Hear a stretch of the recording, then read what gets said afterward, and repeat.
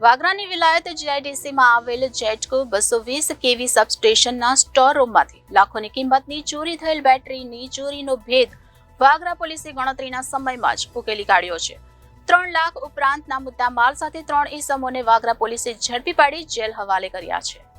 બનાવની પ્રાપ્ત થતી વિગત મુજબ વાગરા પોલીસ સ્ટેશનમાંથી ગત તારીખ 4/1/2024 થી 5/1/2024ના સમયગાળા દરમિયાન વિલાયત જીઆઈડીસીમાં આવેલ જેટકો 220 કેવી વિલાયત વાગરાના સબસ્ટેશન ખાતે તસ્કરોએ સ્ટોર રૂમના દરવાજાનું તાળું તોડી સ્ટોર રૂમમાં પ્રવેશ કરી અંદર મૂકેલ મુદ્દામાલમાંથી 76 નંગ જૂની NICD બેટરી સેલ જે એકની આશરે કિંમત ₹1000 તથા 23 નંગ જૂના આઇસોલેટરના કિક્સ પાર્ટ જે એકની આશરે કિંમત ₹10,000 ગણી કુલ કિંમત ₹3,06,000ના મુદ્દામાલની ચોરી થઈ હોવાની ફરિયાદ વાગરા પોલીસના ચોપડે નોંધાઈ હતી.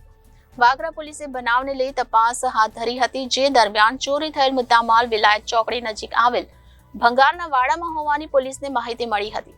વાગરા પોલીસે માહિતીવાળી જગ્યાએ જઈ જોતા ચોરી થયેલ મુદ્દામાલ સાથે 2 ઈસમો મળી આવ્યા હતા.